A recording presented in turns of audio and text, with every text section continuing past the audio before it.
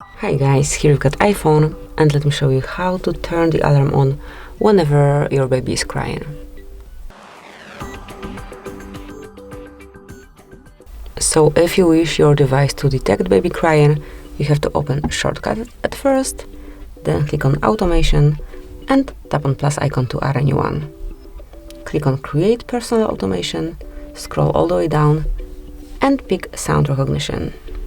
And now select Choose, pick Baby Crying, tap on Done, and select Next to personalize the action. And let me just play the music once this device detects baby crying, and click on Next. Then switch off Ask Before Running, because if it's active, you'll be asked if the music should be played or not. So if your phone is in other room, you will not be able to see it, to notice it. So let me switch it off, don't ask, and then click on Done.